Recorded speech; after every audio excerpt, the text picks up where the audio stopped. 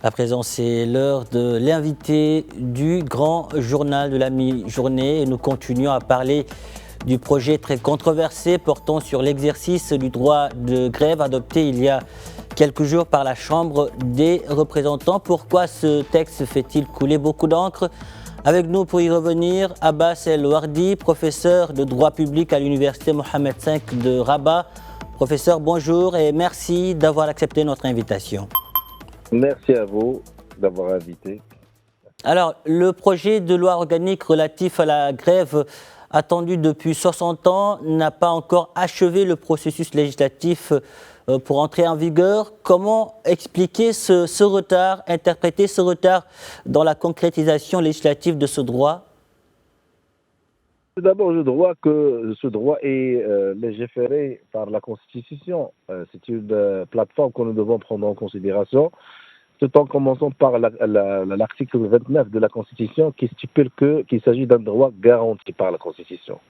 Cette garantie devrait être prise en considération au moment de la discussion et de la causerie, que ce soit entre le gouvernement et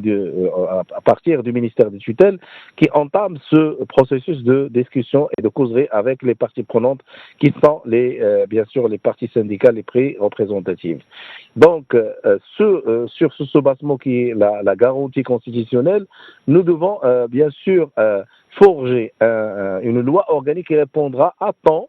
bien sûr, à cette garantie. Donc, que ce soit sur un aspect d'égalité, sur la base des droits et des obligations des ouvriers et des travailleurs, et bien évidemment concernant quelques problématiques qui ont été déjà évoquées et dégagées par les syndicats par rapport à ce qu'ils ont envoyé au gouvernement et au ministère de tutelle sur la base d'un contenu de recommandations. Donc ces recommandations devraient être prises en considération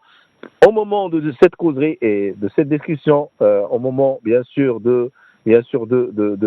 cette discussion qui aura lieu bien sûr à la deuxième chambre, qui est la Chambre des représentants, pour prendre en considération la hiérarchisation des attentes des ouvriers et bien sûr des syndicats, bien sûr, qui sont là et qui regardent à l'œil nu ce qui est en train de bien sûr, de se fabriquer par ce gouvernement par rapport, bien sûr, aux attentes, que ce soit au niveau international ou national. Donc, il y a beaucoup de problématiques à dégager dans ce sens-là. Tout en commençant par la déduction du salaire, parce qu'il y a de l'assiette, bien sûr, qui Abbas El Wardi, définit que le salaire est oui. Abbas El Wardi, nous aurons l'occasion de revenir sur ces points. Mais avant cela, ce projet relatif au droit de grève sera soumis à la commission de l'enseignement et des affaires culturelles et sociales relevant de la Chambre des conseillers ce jeudi, avant d'être débattu la semaine prochaine en séance plénière. Quels sont, selon vous, les points d'achoppement à ce niveau? Oui, nous devons prendre en considération bien sûr les points de désaccord entre le gouvernement et les syndicats les représentatifs, tout en commençant, comme je viens de citer tout à l'heure, la déduction du salaire, au moment bien sûr de l'exercice de ce droit qui est purement constitutionnel, qui est garanti par la Constitution, et le remplacement bien sûr des gréviers par d'autres ouvriers pour assurer ce qu'on appelle de la pérennité. Parce qu'il y a un chevauchement quand même entre le principe de continuité des services publics qui est un principe constitutionnel et bien évidemment l'exercice de ce droit qui est un droit universel et un droit constitutionnel. Donc pour bien sûr faire sortir une loi organique qui sera à la portée, que ce soit du gouvernement, au gouvernement ou bien des syndicats et bien sûr par rapport à l'exercice de ce droit par les ouvriers, nous sommes appelés à prendre en considération que, bien sûr, l'entente et la discussion doivent être approfondies par rapport à ce qui est en train de se passer à l'étranger, parce que nous devons quand même instaurer un système de benchmarking, pourquoi pas, et bien sûr approfondir les discussions pour ne pas créer bien sûr un contexte de mécontente. Donc cela veut dire que ce soit le gouvernement et bien les syndicats devrait prendre en considération que cette loi organique est primordiale pour l'exercice de ce droit qui est le droit de grève, et bien évidemment pour prioriser les attentes et pour ne pas gâcher cette opportunité d'or que nous attendons tous et toutes pour bien sûr illustrer l'image bien sûr, attendu, que ce soit par la monarchie et les citoyens marocains, bien sûr, par le biais de l'exercice de ce droit à travers, bien sûr, cette loi organique 97-15.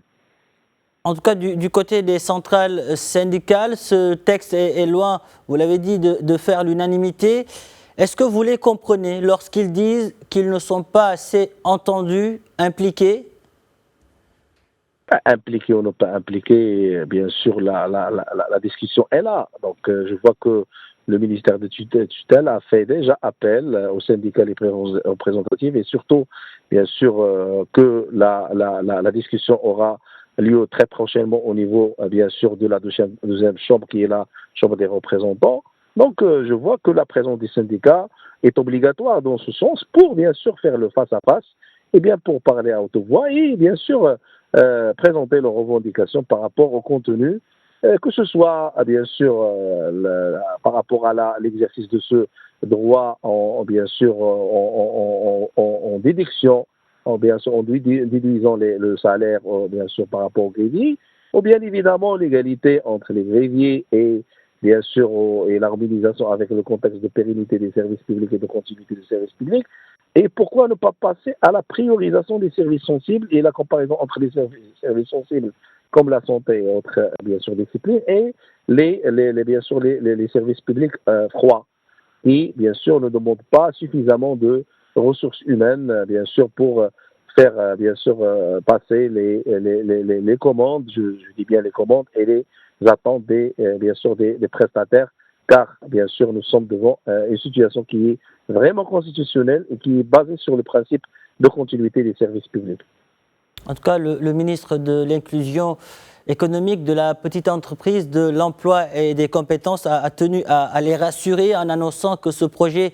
de loi organique fera l'objet d'amendements supplémentaires à la Chambre des conseillers. Quelle lecture faites-vous de cette déclaration du ministre de tutelle? Donc, je vois que la volonté gouvernementale est là, mais n'oublions pas que les syndicats ont suffisamment de moyens pour présenter leurs revendications. Et ils peuvent dire dans ce sens-là que la majorité gouvernementale, bien sûr, freine bien sûr, la volonté syndicale dans ce sens-là, mais au contraire, il faut qu'on parle, il faut qu'on discute devant l'auditoire, devant les citoyens, et bien évidemment, bien sûr, faire passer le message au gouvernement à ce qu'il devrait faire suffisamment d'efforts pour, bien sûr, intégrer les amendements tels qu'ils sont déclarés, je dis bien, et j'incite, bien sûr, à ce que le gouvernement doit prendre en considération les revendications telles qu'ils sont, bien sûr, envoyées par le soin de ces syndicats à ce gouvernement, bien sûr, dans un contenu qui est là, le contenu déjà préétabli par bien sûr, les syndicats les représentatifs, selon, bien sûr, un canevas citoyen et qui, bien sûr, prendra en considération les mesures, bien sûr, qui ne seront en aucun cas abusives, que ce soit, bien sûr, par rapport bien sûr, aux attributions du gouvernement ou bien, bien sûr, des attentes du syndicat. Et bien évidemment, nous devons en premier et en dernier lieu chercher l'intérêt général et bien sûr préserver les droits des travailleurs. Et parmi ces droits, nous avons quand même un droit qui est bien sûr primordial tel que le droit bien sûr, à la grève. On va évoquer un autre sujet concernant la question de la réforme de la retraite. Qu'en est-il de la liberté syndicale prônée par le projet relatif à la retraite? La retraite constitue un dossier qui est bien sûr alarmant. Comme vous le savez tous et toutes, nous avons beaucoup de choses à prendre en considération pour faire sortir bien sûr une assiette qui préservera ce droit qui est un droit bien sûr lié bien sûr aux travailleurs qui ont déjà satisfait les attentes de l'administration, les attentes bien sûr de l'État. Mais nous devons quand même prendre en considération qu'on rien ne va jamais qu'à travers la discussion et à travers l'écoute. Nous devons écouter l'un et l'autre. Nous devons prendre en considération qu'il s'agit de l'intérêt général et bien évidemment, nous devons bien sûr concrétiser bien sûr un processus qui sera bien sûr bénéfique, bien sûr que ce soit envers les retraités ou bien envers bien sûr l'État marocain, car l'État marocain est le garant de la pérennité et la continuité des services publics. Et bien évidemment, le gouvernement a ses propres attributions, telles qu'elles sont notifiées et énumérées au niveau de la Constitution. Mais n'oublions pas, dans ce contexte-là, que nous devons faire face bien sûr, au tard dont souffre notre entité qui est très importante, qui est liée bien sûr à la retraite et bien sûr à la rémunération des retraités et bien sûr au développement des prestations et bien sûr du contexte qui légifère cette situation des retraités au Maroc. En tout cas, les autorités accélèrent la cadence sur le chemin de cette réforme. Est-ce que vous pensez que cette fois-ci, ce sera la bonne? La bonne ou pas, ça, bien sûr, c'est le choix du gouvernement et des syndicats. Et bien évidemment, c'est le financement qui devrait être là et qui devrait répondre bien sûr, à un ensemble de questions telles que le financement et la continuité de paiement des salaires des retraités et bien évidemment le développement de cette instance qui souffre dans ce contexte-là, qui connaît beaucoup de tard et bien sûr la réforme n'est pas du tout facile, donc c'est une affaire multidisciplinaire qui bien sûr devrait être bien sûr traitée par le soin de l'ensemble des entités concernées et pourquoi ne pas la prendre en charge en tant que, bien sûr, chantier national qui, bien sûr,